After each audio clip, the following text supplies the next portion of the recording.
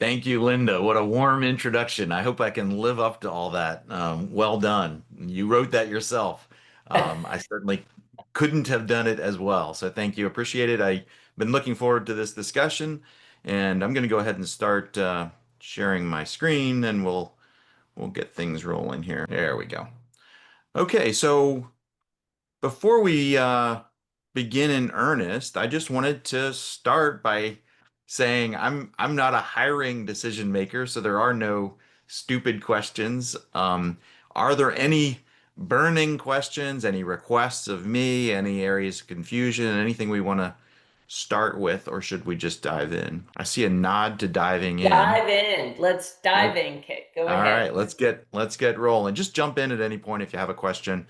We're going to start with the overview of private equity.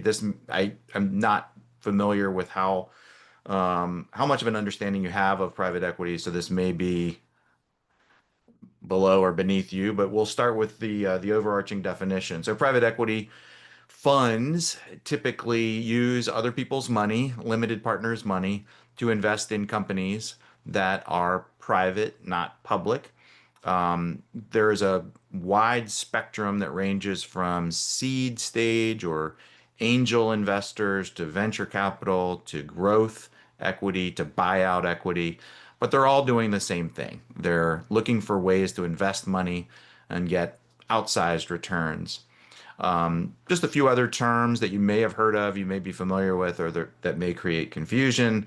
Family offices do the same thing as private equity groups, but they do not have to seek outside investment because it all comes from within a family, high net worth family, and they tend to have much longer hold periods.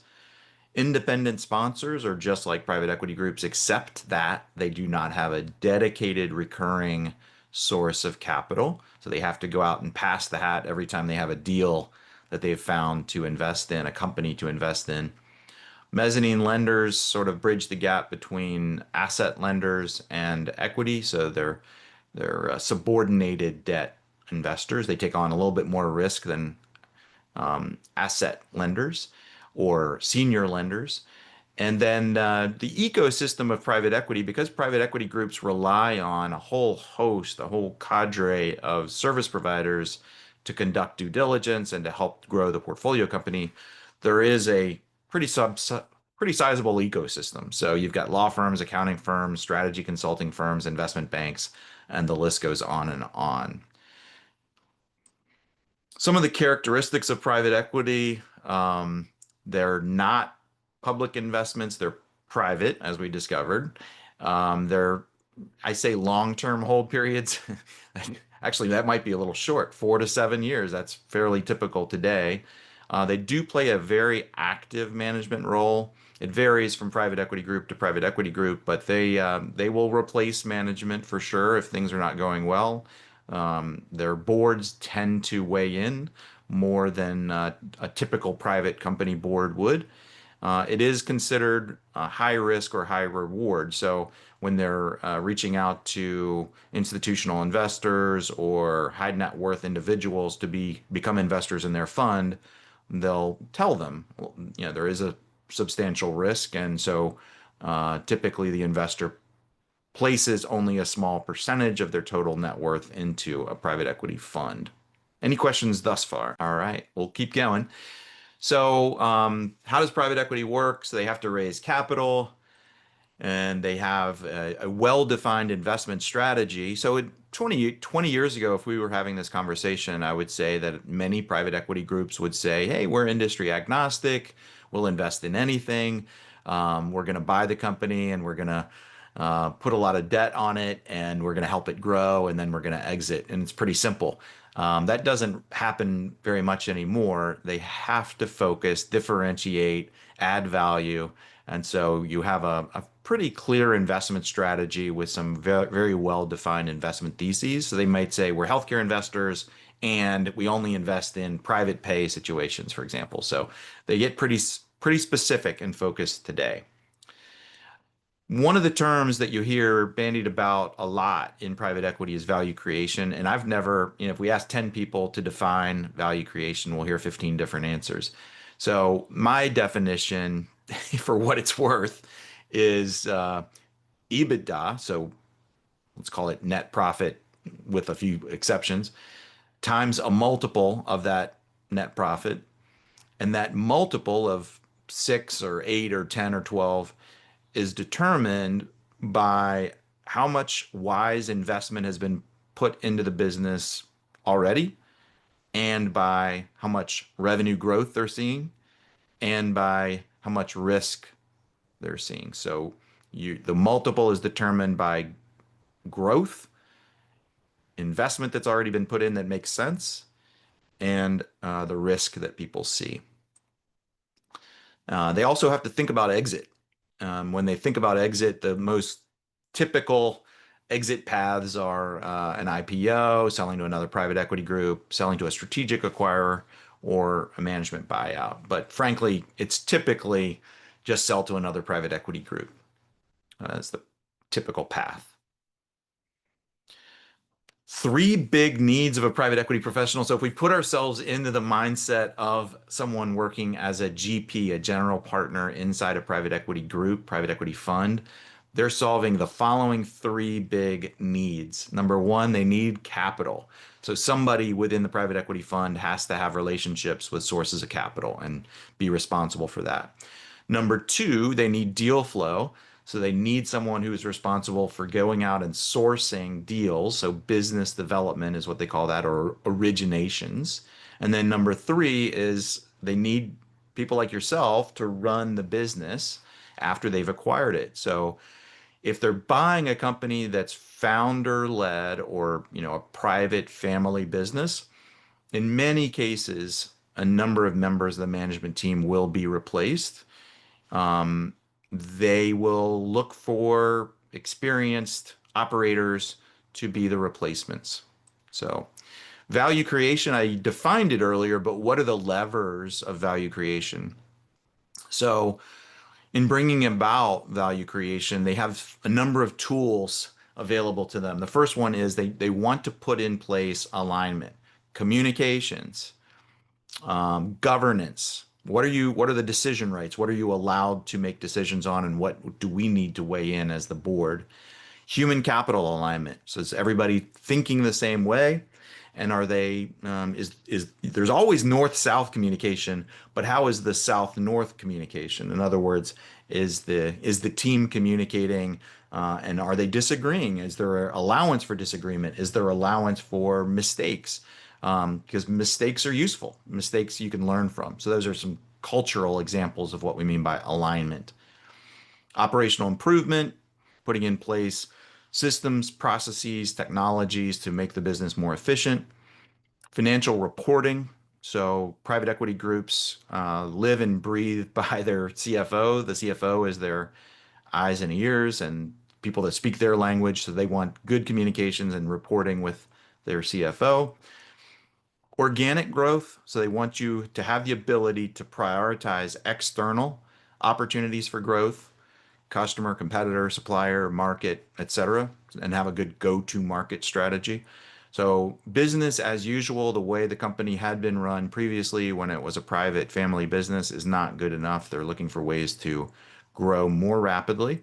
One of the ways that they'll grow more rapidly is organic, and then the next is inorganic, or looking for ways to grow via acquisitions. So every acquisition involves integration. Sometimes integration is relatively easy, and then other times it's complicated because you realize that the acquisition target might have something better than the acquirer, right? So you want to figure out, okay, how are we going to take advantage of that and pull that in and use that and get rid of ours? It's not just a bolt on in some cases. And then from day one, believe it or not, they're planning for exit, because built into the equation of private equity is return on investment to those limited partners. And the way return on investment works is time is not your friend.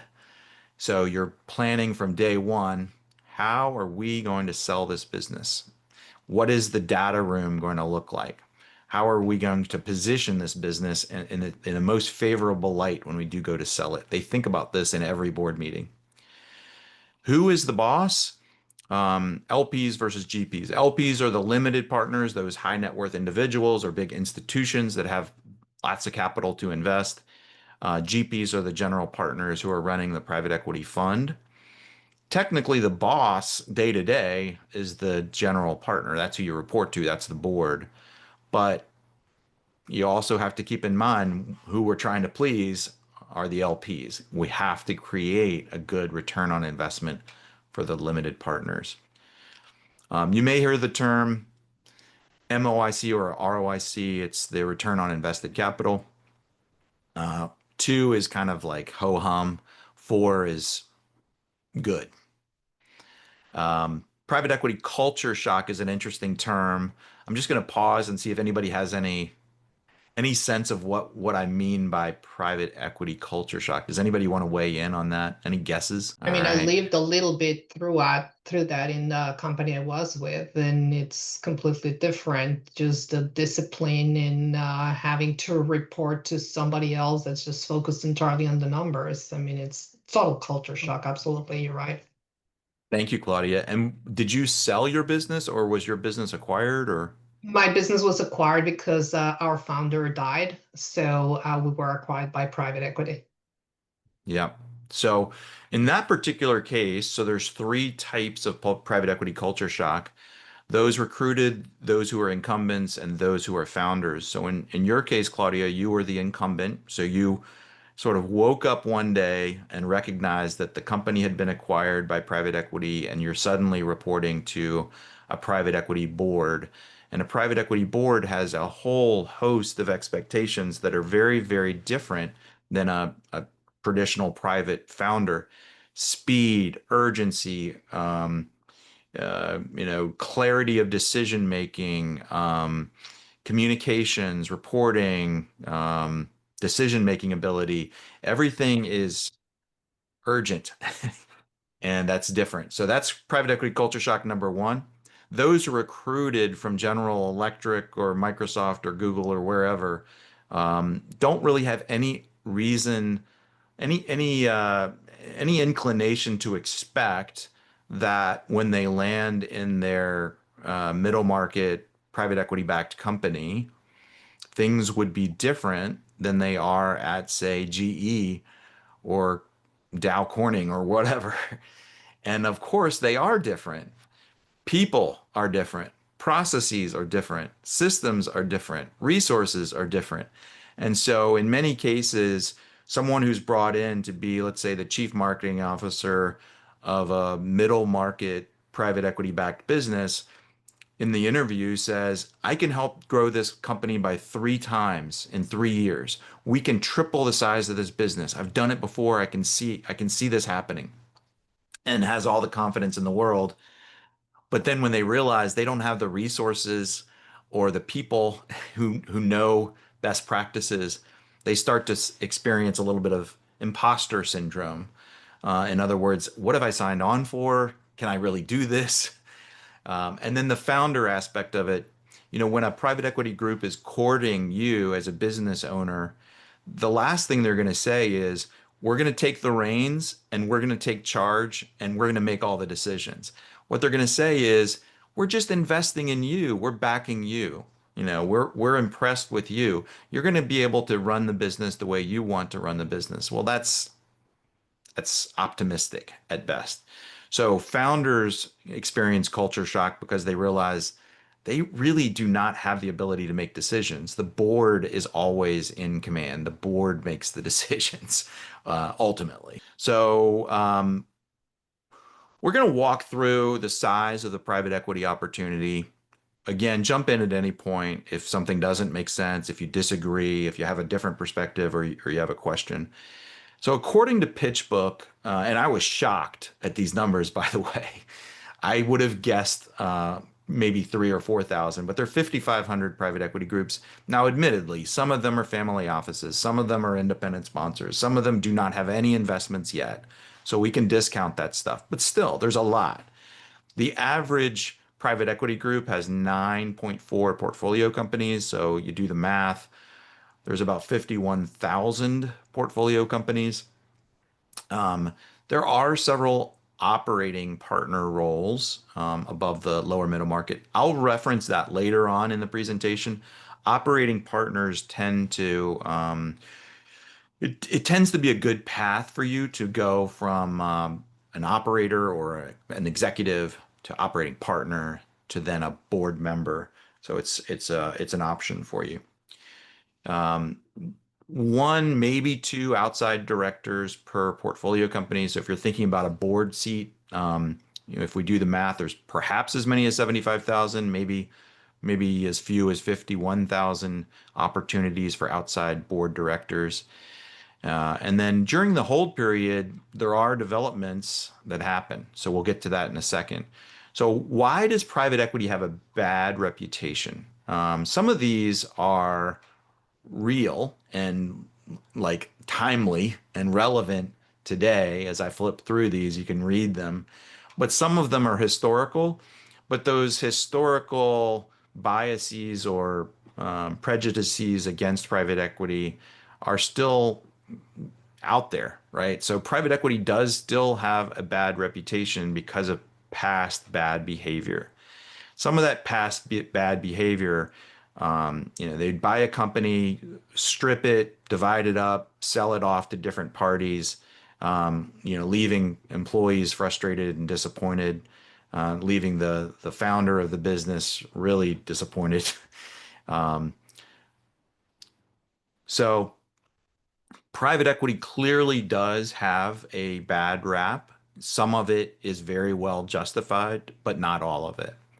I think at the end of the day, I view private equity as the professional athletes of the business world. They work extremely hard, especially the private equity backed executives that are running the portfolio companies again and again. They work extremely hard under significant time pressure for very demanding boards, and they do create amazing value and best practices in those companies. But it can be messy. People do get fired. Bad things do happen, but it's in the best interest of building a more successful, more viable business in the long term. Kate, you have a question. Yes, I do. Thank you, Kit. And thank you, Linda, for bringing this opportunity to us.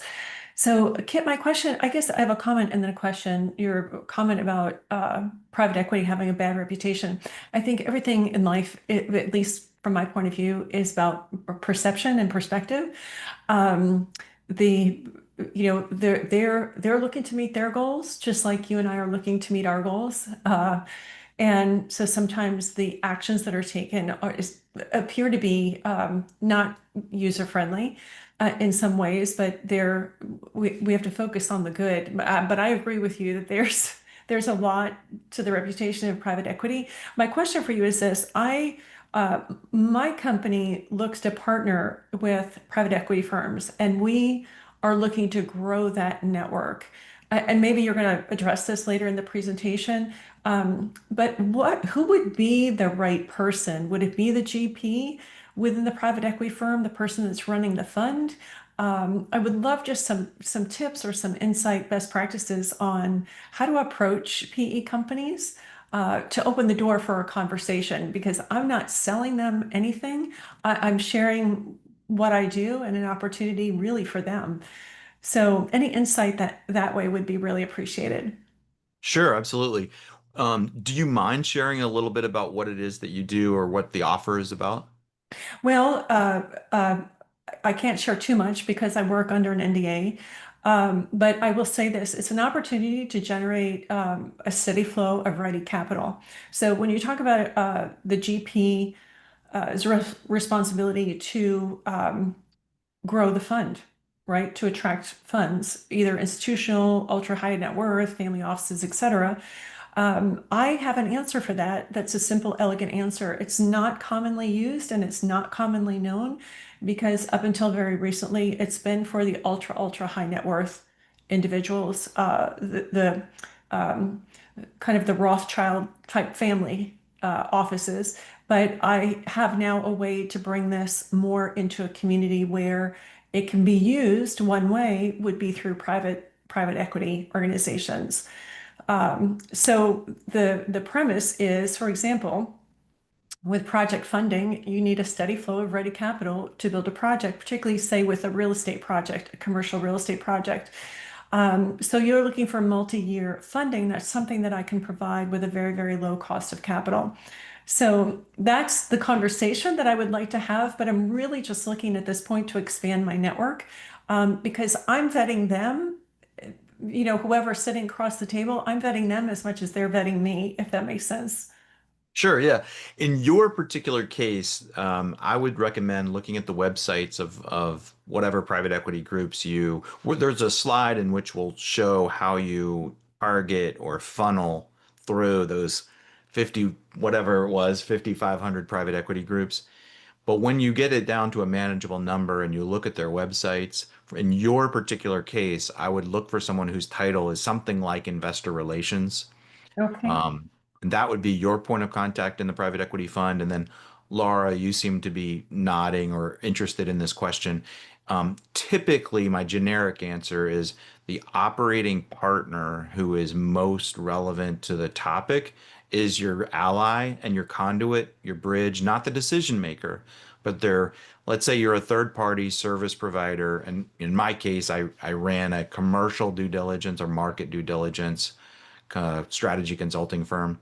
If I could find an operating partner who was responsible for organic growth or marketing or market research or something in those big broad areas, strategy, that operating partner would be my entry point, would listen, would vet me, and then say, okay, I think this deal team member is the right person for you to talk to, and would kind of get your foot in the door. Any other And questions on that I topic? would just say that, it might be helpful to hold the questions to the end because a lot of times it has to do specifically with an individual person and their situation. And so I'd love to provide the value you've created in the deck for everyone. And then at the end, we'll go through about 15, 20 minutes of Q&A. That sounds good. So, 5 ways for you to contemplate entering private equity. So, the first one is you could sell your company. So, I don't know how many of you are currently business owners, but that's certainly one path. Secondly, getting back to Kate's point, you may be a service provider to private equity. So, I've got a slide on that. You could work inside the private equity fund as a GP or general partner, serve as an outside board member, or become a member of the portfolio company, an executive in one of the companies that they've invested in. So let's just take them one at a time. When you think about selling your business to private equity, you have to decide if you would be the right fit for them and vice versa. So what they're looking for is strong, recurring, repeatable cash flow. They want to see not only revenue growth historically, but ideally they want to see a clear path to growth going forward. If one is true but not the other, they might be okay with that. From a positioning standpoint, they want you to be a leader in, or the best in, or the most well positioned in the market because your segment of the market is the rising tide and everything else is not able to take advantage of trends and dynamics and drivers. So in other words, the business needs to be scalable. Scalability in many cases has to do with people, a good, strong management team that's well aligned. And then I talked about reducing risk and making wise investments. By wise investments, what I mean is an investor might look at it and say, okay, they've used their money in an efficient manner such that we do not have to invest in systems, processes, technology that would make this business more efficient. They've already done that for us. This is great. We're getting a good deal. It's kind of like when you buy a house and the previous owner just replaced the roof and the air conditioning system, and you look at it and you're like, wow, this is awesome. So that's the same mindset that they would have. You also need to think about whether they're a fit for you. So, as I mentioned earlier, they're not all industry agnostic anymore. So you have to find ones that focus on your industry, understand your industry, would invest in your company based on a size standpoint. So there's significant difference from one private equity group to another. One private equity group might say, we invest in companies with EBITDA or profit in the 10 to $20 million range. Whereas another might say, we invest in companies with EBITDA 40 to 100 million, right? So some are completely irrelevant for you. Situationally, some really like turnarounds or crisis situations. They like buying companies that are fix-its.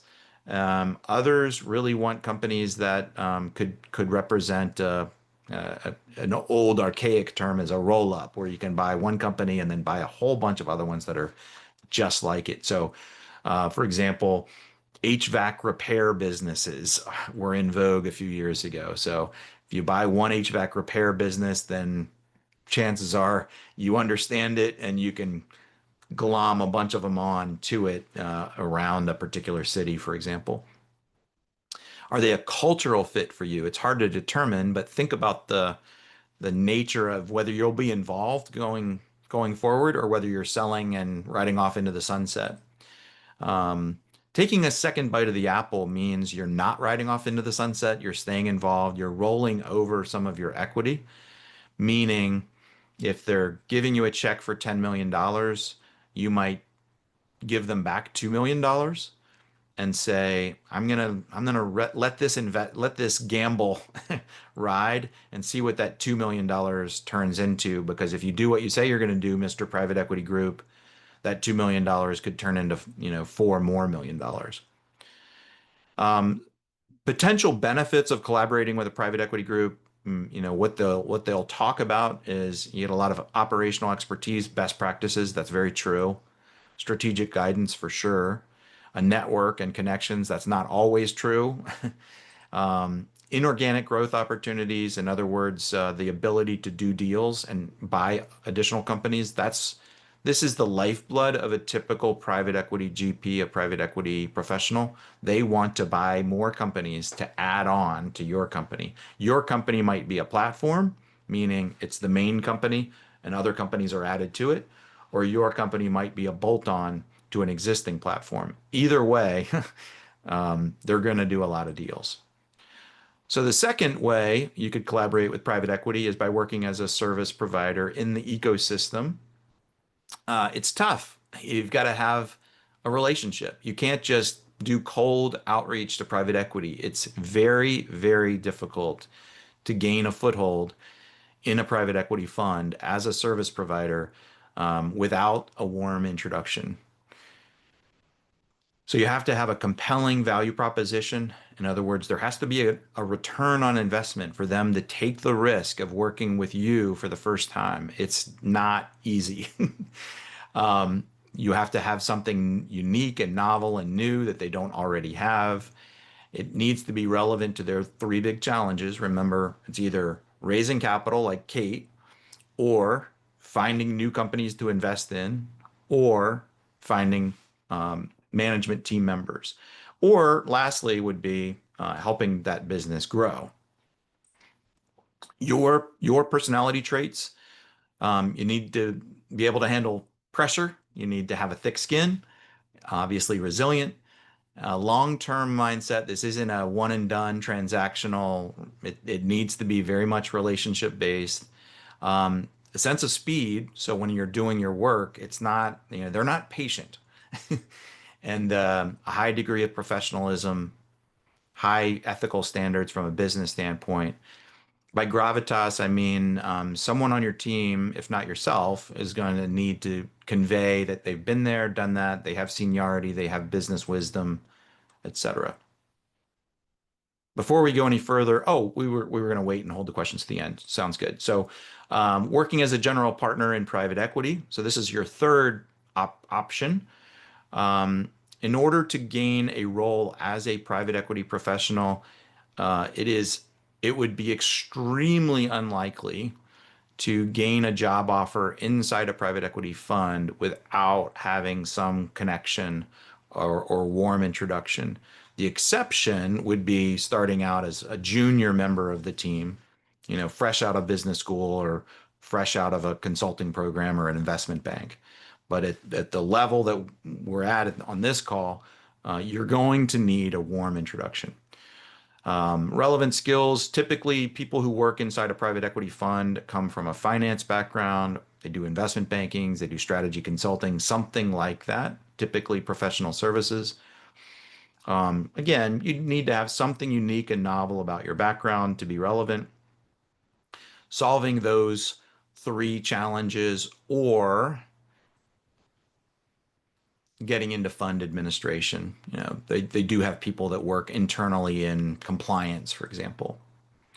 Some of the alternative roles, I've used the term operating partner a couple times already. So operating partner is the dream job of many private equity backed executives who run portfolio companies. So if you're the CEO or the COO of a company that has received private equity investment, you would love to become an operating partner. Operating partners are the wise, not necessarily old, but the wise sages who are sort of the internal consultants to the private equity group, but they're really mentors or coaches or advisors to the private equity backed executives. Typically, an operating partner is hired for one of three reasons: their situational knowledge. In other words, they're very knowledgeable about building a big brand, or they're very knowledgeable about multinational companies, or they're very knowledgeable about turnarounds. That's number one. Number two is they're hired because they have deep experience in one role or discipline. So they've spent their entire career as a CFO or in finance, or they've spent their entire career as a chief revenue officer. Third would be industry specific. So if they've spent their entire career in consumer branded products, consumer packaged goods, and the company invests in that industry, then they could be a resource, a mentor, an advisor to the private equity backed executives running those companies. So it's a good job because you do not necessarily have a direct report. People don't report to you. You're not on the hook for performance. You're just an advisor. And it's kind of nice because you get to leverage your connections, your experience, your knowledge about best practices. You just sort of weigh in on, this is the ideal way to do this. I've seen this before. My advice would be to handle it as follows. So the board is asking you for input in many cases. River guide is another alternative role, and then a similar one, executive in residence or in waiting. The last two typically are helping the private equity fund make decisions about where exactly to invest. So they might have an investment thesis. We want to take advantage of aging baby boomers who like to go on vacation in RVs. That's their investment thesis. And so a river guide or an executive in residence might be somebody that has some sort of experience in that area and might know companies and might be able to facilitate introductions, or at least help with diligence, help refine that investment thesis more robustly. Number four is serving as a board member in private equity. So shockingly, it's not as difficult as you might otherwise expect to become a board member in private equity. It's much harder to become a professional inside a private equity fund, um, or even, well, we'll leave it at that. It's not as difficult as you might think. Let's talk about some of the qualities that are required to be a board member, or at least the ideal qualities. Um, So you're going to challenge and support. This is true pretty much of any board member, but some of them are more true in private equity.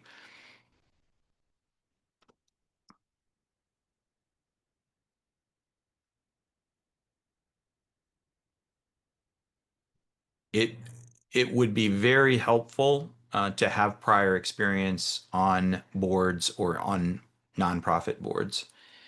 High EQ, very important. Ability to interact with people with very high egos. Private equity professionals, I don't know if we have any on this call, but private equity professionals are typically the smartest person in the room or persons in the room. And private equity backed executives and board members typically do not have, or outside board members we should be talking about, do not have that mentality of I'm the smartest person in the room. They're they're good at asking questions, good communicators, high degree of integrity, of course, very intellectually curious, willingness to ask. This is just some advice about if you land a private equity board role, just keep in mind the example that I think she's no longer on the call, but maybe it was Claudia mentioned. So if a company was acquired by private equity, the management team typically is experiencing a little bit of private equity culture shock. There's a tension between the private equity deal team members of the board versus the executive, the CEO, for example. There's tension. The deal team members want everything to be faster, faster, faster, higher level performance, higher level of performance. There's a kind of a joke about, the CEO that doesn't push back on, bonus conversations is the CEO who's a little bit, what's the right word? Vulnerable. In other words, the private equity professionals take advantage of CEOs who do not push back on things like setting a goal or setting a bonus threshold. So I think the point of this slide is the first 100 days is really important to set everybody off in the right trajectory in the right direction. But if you become a board member, kind of put yourself into the mindset of that management team, particularly if the management team has never been owned by private equity before. They're probably experiencing a little bit of culture shock. So, give them a little bit of grace. And then the last option for you is to work inside a portfolio company, one of the companies that they've invested in. And there are a number of options that you can see there, the last one being a board member, which we've covered. But I wanted to encourage you to think about the lower middle market. The reason for that is, let's say you've spent your entire career working in multi-billion dollar Fortune 200 companies.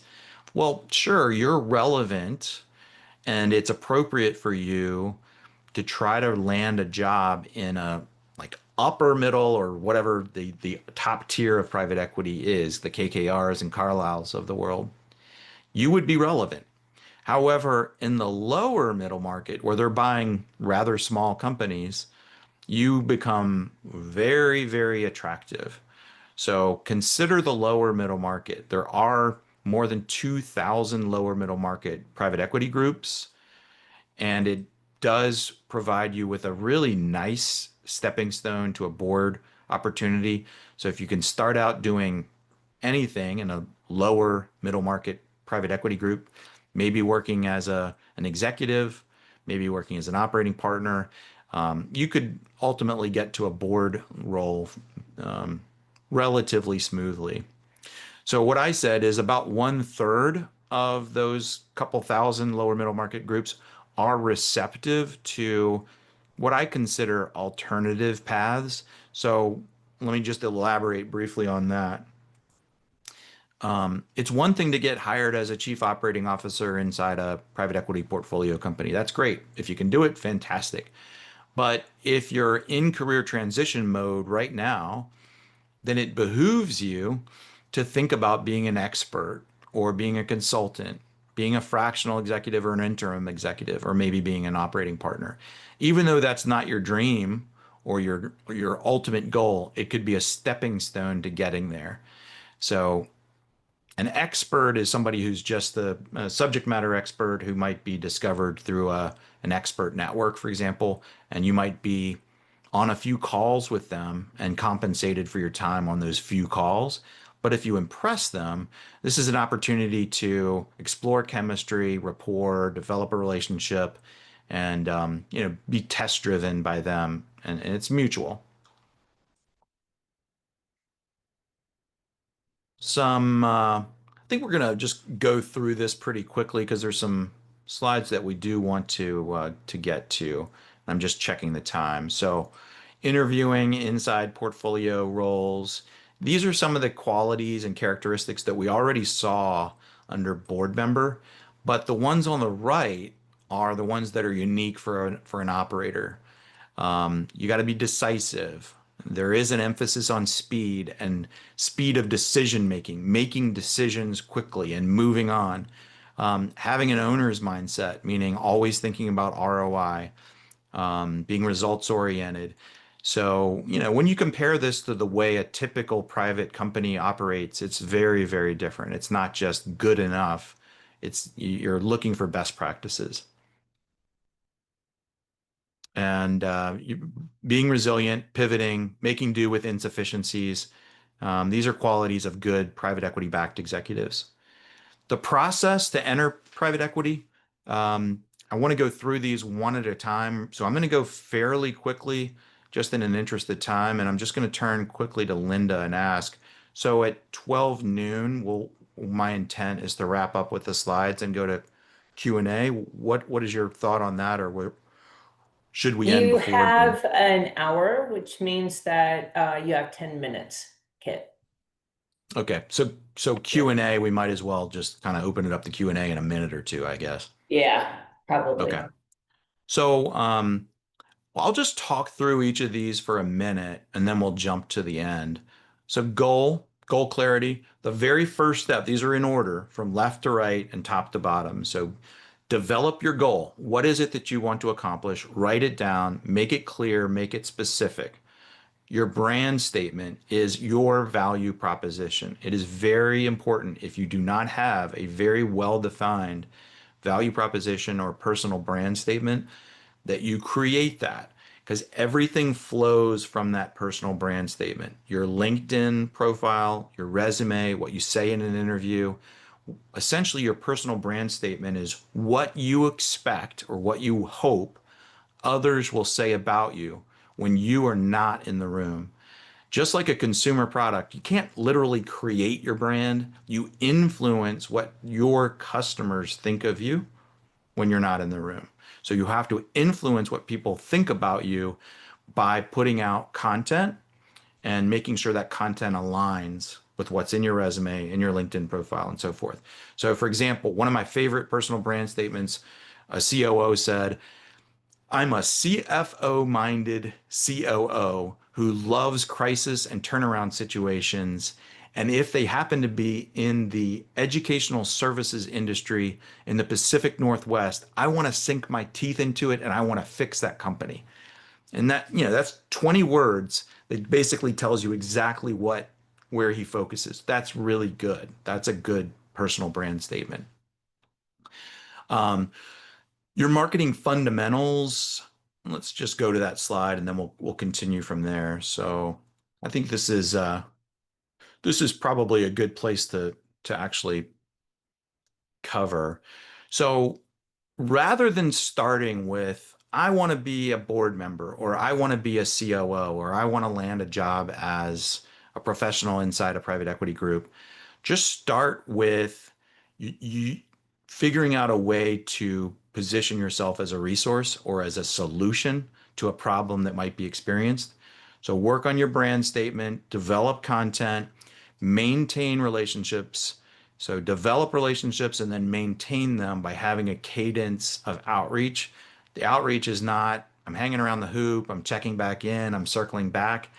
The cadence is, I updated my bio and I wanted you to have it, or I have a new draft of the white paper that I shared with you, or I created a personal website, I wanted you to have access to it, that sort of thing. So you're trying to enable yourself to be known, liked, and trusted by the people that might have the opportunity to hire you or might know someone with a hiring need. So you're trying to influence people who say, oh my gosh, we have this hiring need right now. And I know somebody who has reached out to me several times. We had a conversation a month ago. I am on her email list. Who is it? It's something like, oh yes, there it is. I just found it. I got another email. And you want them to then say, she's the perfect person for this opportunity because you've influenced in their thinking. You've created persuasion with your outreach and with your content. And we've talked about those roles already, so we can go past that. And I think we'll just stop there. There is one more slide, so I'm just going to jump ahead on my end, and there we go. And I'll share one more time, and then we'll stop for questions. Okay. So the operators, those of you on this call, if you have worked at a C level and you have any experience in the ecosystem of private equity or venture capital at all, you're eligible to join the operators. Our role is to facilitate learning opportunities, interaction with private equity groups, and hopefully give you the opportunity to network with private equity groups. 650 members. And so last slide here.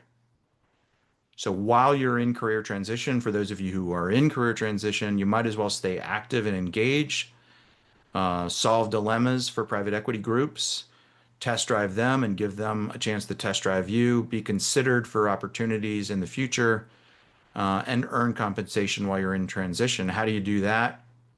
Well, it's all those roles we've covered earlier, maybe being fractional or interim, being an expert for them, serving as a consultant to them, and so forth. So we can continue that discussion. I'm happy to be a resource or a sounding board or answer questions one-on-one.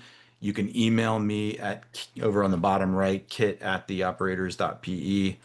And if you're curious about the community, it's theoperators.pe.